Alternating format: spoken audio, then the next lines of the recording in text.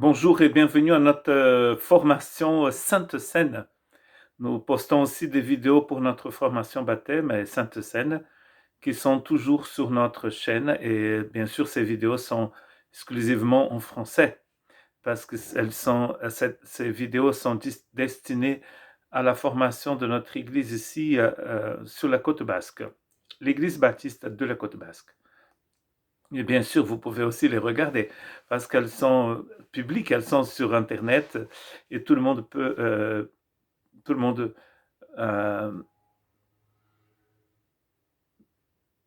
peut, peut les regarder. Et donc aujourd'hui, je voudrais parler de l'Église, Église corps du Christ. Et pour cela, nous allons lire une série de versets qui démontrent que l'Église est le corps du Christ. J'ai l'habitude de dire dans notre cours sur Zoom, notre étude sur Zoom basée sur Apocalypse, qu'il y a deux personnages importants dans Apocalypse. Il y a l'agneau et il y a son épouse. Et on pourrait même dire qu'il a deux personnages importants dans les Écritures. Il a le Seigneur et son peuple. Dans le Nouveau Testament, il a le Seigneur et son Église, n'est-ce pas? Et dans l'Ancien Testament, il a toujours le Seigneur et son peuple. Et cela est très intéressant parce que si nous avons reçu cette révélation du Seigneur, c'est parce que le Seigneur voulait pour lui un peuple qui lui soit complètement à lui, saint, racheté par le sang de l'agneau, purifié, élu avant la fondation du monde. Donc l'Église est extrêmement importante dans les Écritures. Et je commence par ce texte de Matthieu 16 où Jésus dit « Je bâtirai mon Église ». Je bâtirai mon Église. C'est dans Éphésiens chapitre 1, versets 3 et 4, c'est écrit que nous avons été élus avant la fondation du monde. Cette Église, dont le temps et dans l'espace, elle est construite, elle est bâtie par le Christ. C'est le Christ même qui la forme, qui la fonde. Et donc, c'est le Christ qui bâtit son Église. Elle n'appartient ni à Monsieur Dupont, ni à Madame Dujardin, ni à une organisation chrétienne, ni à une église locale. Elle appartient au Seigneur. C'est la propriété du Seigneur et c'est un corps invisible. 1 Corinthiens chapitre 12, versets 3 à 5, vous savez que l'église de Corinthe n'était pas une église très simple, une église très cosmopolite, une église aussi avec beaucoup de soucis, beaucoup de problèmes en tout genre. Et d'ailleurs, la première épître de Paul à l'église de Corinthe a été écrite parce que il avait des divisions, il avait des questions que ces gens se posaient sur la vie chrétienne, sur la vie tout court. Et Paul va écrire donc cette lettre pour répondre à ces questions. Et bien sûr, une de ces questions concernait l'Église. C'est pourquoi je vous le déclare, personne, s'il parle par l'Esprit de Dieu, ne dit Jésus est maudit. Et personne ne peut dire Jésus est le Seigneur si ce n'est par le Saint-Esprit. Il y a diversité de dons, mais le même Esprit, diversité de services, mais le même Seigneur. Ça démarre là, n'est-ce pas? Nous invoquons le nom du Seigneur par le Saint-Esprit. Nous sommes nés d'en haut par l'opération du Saint-Esprit dans notre cœur qui nous a convaincus du péché, du jugement et de la justice. Et donc nous avons un moment, nous ne savons pas comment, mais il y a un miracle qui se passe et nous devenons habitation du Saint-Esprit, temple du Saint-Esprit. Et Dieu change notre vie. Il nous donne la vie éternelle. À ce moment-là, ces personnes sont inclus dans l'Église du Christ, dans ce corps invisible que nous appelons Église, qui vient du mot ecclésia. Un même esprit. Donc s'il a le même esprit, c'est même s'il y a diversité de services au sein de l'Église est une unité. D'ailleurs, on va avoir d'autres images pour l'Église que nous n'allons pas voir aujourd'hui parce que le but c'est de parler de l'Église corps du Christ, mais il y a aussi l'Église qui est comparée à un édifice, qui est comparée aussi à une famille. Mais c'est un sujet pour une autre fois. Aujourd'hui, je voudrais me concentrer sur l'importance de l'Église corps du Christ. Dans Corinthiens toujours, dans le chapitre 12, versets 12 et 13, Paul a écrit « Le corps forme un tout, mais apportant plusieurs organes. Et tous les organes du corps, malgré leur grand nombre, ne forment qu'un seul corps. Il en va de même pour Christ. En effet, que nous soyons juifs ou grecs, esclaves ou libres, nous avons tous été baptisés dans un seul esprit pour former un seul corps. Et nous avons tous bu un seul esprit. » Donc on revient à ce qu'il disait dans le chapitre que nous avons lu tout à l'heure, dans le chapitre 12. début du chapitre 12, parce que nous sommes toujours dans le chapitre 12. Ça commence par l'Esprit de Dieu. Comme il a un seul esprit, hein, il va aussi dire ça dans son épître aux Éphésiens, dans le chapitre 4, qu'il a un seul baptême, un seul esprit. Le baptême ici, bien sûr, n'est pas le baptême que nous faisons dans le temps et dans l'espace. C'est le baptême que Dieu lui-même fait. Le mot baptême veut dire plonger, immerger, couler. Comme le Titanic a coulé en 2012 dans l'océan Atlantique, Dieu nous a fait couler dans le Christ. Et ici, dans un seul esprit. Donc, si l'esprit est l'océan, nous sommes ces personnes qui ont été jetées dans l'océan. Et quand vous êtes dans l'eau, vous êtes complètement trempé, n'est-ce pas? L'eau va envahir tout votre corps. Et si vous ouvrez la bouche, l'océan va rentrer aussi en vous. Et là, il faut vraiment ouvrir la bouche pour que le Saint-Esprit puisse rentrer en nous. Nous avons été baptisés dans un seul esprit Saint.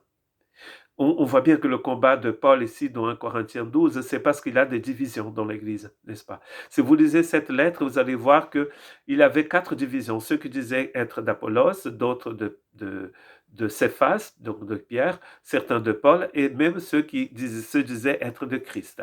Même ceux-là, apparemment, ils étaient aussi divisés. Mais il est en train de dire qu'il ne peut pas avoir de division dans le corps. Pourquoi? Parce qu'il y a un seul esprit. Peut-être ceux qui créent la division ne sont pas forcément dans le corps parce qu'ils n'ont rien compris. On ne peut pas diviser le corps du Christ. Il a un seul esprit et ça va être comme ça pour toujours. Nous avons bu, il dit dans le même esprit, nous avons été baptisés dans un même esprit. De la même manière que dans Romains 6, nous avons été baptisés à la croix du Christ, dans le tombeau et dans la résurrection. Plongés dans la croix du Christ. Et ici, nous sommes plongés dans le Saint-Esprit. Et comme il n'y en a qu'un, donc il ne peut pas y avoir plus qu'un corps. 1 Corinthiens 10, 16 et 17, la coupe de bénédiction que nous bénissons n'est-elle pas la communion au sang du Christ? Le pain que nous rompons n'est-il pas la communion au corps du Christ? Puisqu'il y a un seul pain, nous qui sommes nombreux, nous formons un seul corps. Car nous participons tous à un même pain. C'est une formation pour la Sainte Seine, ce texte, cette méditation, et pour ceux qui suivent une formation sur la Sainte Seine. Et donc c'est très intéressant ici, parce qu'il est en train de parler du pain et du vin que nous partageons à l'Eucharistie, à la Sainte Seine. Chez les protestants, tout le monde participe au pain et au vin, au jus de raisin. Chez les catholiques, c'est plutôt le prêtre qui boit le vin ou le jus de raisin. Je pense que c'est toujours du vin chez les catholiques. Mais regardez qu'ici, il dit que si nous participons à la même mort du Christ, et donc, il n'y a qu'un seul corps. Un seul sacrifice, un seul esprit, un seul baptême, un seul corps. Quoi que nous fassions, quoi que nous croyions, il n'y a qu'une église, il n'y a qu'un seul corps. Les étiquettes ont été rajoutées par les hommes selon les traditions des siècles, selon les traditions des pays.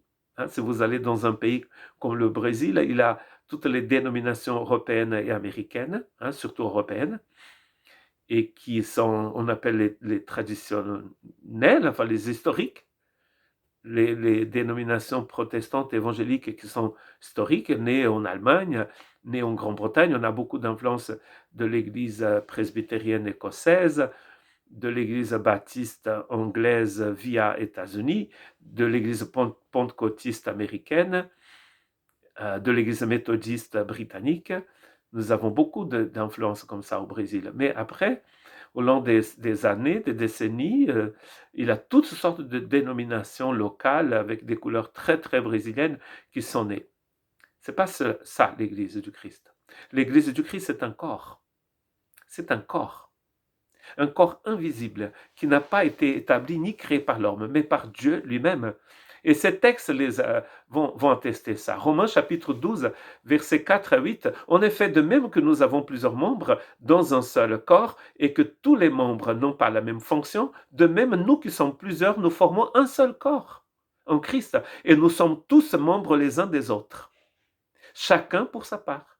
Nous avons des dons différents selon la grâce qui nous a été accordée. Si quelqu'un a le don de prophétie, et là il va continuer, et parler de tous ces dons, mais c'est bien clair qu'il y a des membres différents, des cadeaux qui ont été donnés par la grâce de Dieu à chacun, qui sont différents, mais le but, c'est le même corps. Vous imaginez si mes deux mains, décident à un moment de ne plus protéger le corps. C'est un peu stupide, n'est-ce pas? Parce que si je tombe et si la main ne se met pas par terre pour protéger le corps, peut-être je vais casser ma tête, casser mon nez, casser mes dents, percer mes yeux, casser complètement ma tête, et le corps va mourir. Quand le corps meurt, les deux mains aussi meurent avec.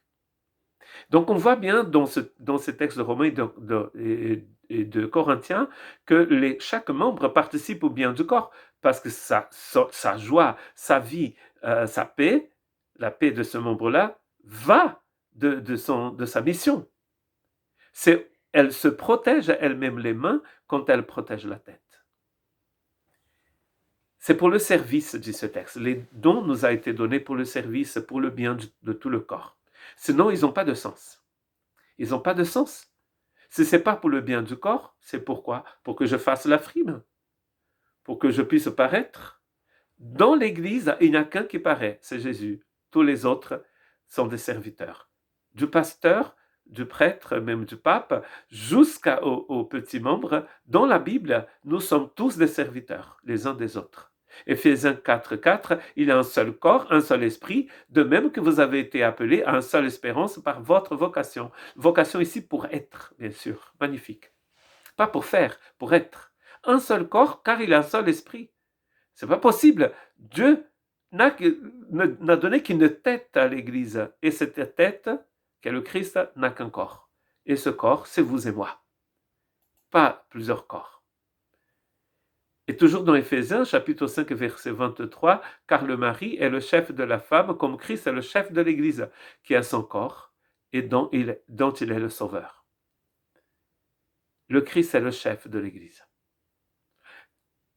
Si c'était un cours, une formation au mariage, comme on fait aussi dans notre Église, et souvent basé sur ce chapitre 5 d'Éphésiens, ce Christ-là, c'est un Christ qui s'offre, qui donne sa vie pour son épouse. De la même façon, il dit, le mari aussi devait être prêt à donner sa vie pour sa femme. Il l'aime tellement qu'il est capable de donner sa vie pour elle. Toujours dans Éphésiens, dans le chapitre 1, versets 22 et 23, il a tout mis sous ses pieds. Et il a donné pour chef suprême à l'Église, qui a son corps, la plénitude de celui qui remplit tout en tous. Il a tout mis sur le pied du Christ. Et il a donné ce Christ comme chef suprême de l'Église. Le chef suprême de l'Église, c'est Jésus. C'est aucun homme, ni aucune femme, c'est Jésus. Vous avez déjà vu un corps sans tête? C'est un film d'horreur. La famille Adams, peut-être, ou un film d'horreur. Le Seigneur des Anneaux, une fiction. Les corps n'existent pas sans tête. Un corps sans jambes, sans bras, c'est possible, mais pas sans tête. Il y a énormément de soi-disant églises qui n'ont pas de tête. Il y a même des croyants qui ne croient pas que Jésus soit le Fils de Dieu. Ce n'est pas possible. C'est un corps sans tête. Mais vous savez bien ce qu'arrive à un corps sans tête. Il est la tête du corps de l'Église. Il est le commencement, le premier-né d'entre les morts, afin d'être en tout le premier. Ça, c'est Colossiens 1,18, un texte sublime. Il est le premier. Et dans Apocalypse, c'est écrit qu'il est l'alpha et l'oméga, le commencement et la fin. Il sera toujours le premier. Quoi que je croie, quoi que je fasse, quoi que je dise, le Christ dans l'Évangile est le premier. Et il sera toujours le premier. Et la véritable Église du Christ est celle qui reçoit ses ordres et l'autorité de la tête, qui est Christ, le seul chef suprême de l'Église. Colossiens 2,19, il ne s'attache pas à celui qui a la tête. C'est pourtant d'elle que tout le corps bien nourri est solidement assemblé par ses articulations et ses liens et tire sa croissance que Dieu donne. C'est par notre relation avec Jésus-Christ que nous trouvons notre croissance. Sans moi, dit Jésus dans Jean 15, vous ne pouvez rien faire. Vous ne pouvez pas porter du fruit, vous ne pouvez pas porter le fruit du Seigneur, le fruit d'Agapé, le fruit de la vie éternelle, sans cette relation avec Jésus. Et là, nous ne sommes pas en train de parler que des individus, des croyants, mais des croyants dans le corps du Christ. À un autre moment, nous allons faire une méditation sur l'importance de l'Église locale. Et d'ailleurs, dans notre chaîne, dans la playlist formation, il y a une vidéo qui parle sur l'importance d'être membre d'une Église locale. L'Église invisible, c'est une réalité. L'Église universelle, c'est une réalité. Mais c'est dans l'Église locale que vous allez pouvoir mettre en pratique les dons que Dieu vous a donnés pour le bien du corps. Et donc, forcément, nous sommes en train de parler d'un corps local. Même si nous sommes liés à tous les chrétiens du monde, c'est avec ces chrétiens dans l'Église locale que nous avons des rapports où nous allons pouvoir mettre en pratique le service que Dieu nous a donné. Toujours dans Colossiens, c'est mon avant-dernier texte, Colossiens 2, 19. Il ne s'attache pas à celui, on vient de lire, donc c'est le dernier maintenant, 3, 15, Colossiens, que la paix de Christ à laquelle vous avez été appelés pour former un seul corps règne dans votre cœur et soyez reconnaissants. C'est un texte de fin, même si c'est pas encore, c'est presque la fin de Colossiens, mais pas encore. Mais il dit que la paix du Christ à laquelle vous avez été appelés pour former un seul corps. Bien sûr, on ne peut pas passer toute l'après-midi, toute la journée à citer des textes, mais il y en a beaucoup. Notamment dans Éphésiens, d'autres textes que nous n'avons pas pu lire, où Paul va expliquer comment des deux peuples, Dieu ne forme qu'un corps. Et vous savez comment Paul appelle ça? Le mystère du Christ, caché de toute éternité et révélé dans ces jours qui sont les derniers. Donc ça fait plus de 2000 ans que ce mystère a été révélé. C'est-à-dire Christ en vous, l'espérance de la gloire. Moi et toi et vous, nous ensemble, nous formons le corps du Christ. Et il n'y a aucune différence entre hommes et femmes, dit Galate, ni entre juifs et ceux qui ne sont pas juifs, ni entre esclaves ni libres. C'est-à-dire qu'une fois que nous sommes remplis du Saint-Esprit, nous sommes dans le corps du Christ et nous en faisons partie. Soyez reconnaissants parce que vous avez été appelés par la paix du Christ à former un seul corps. Que Dieu vous bénisse.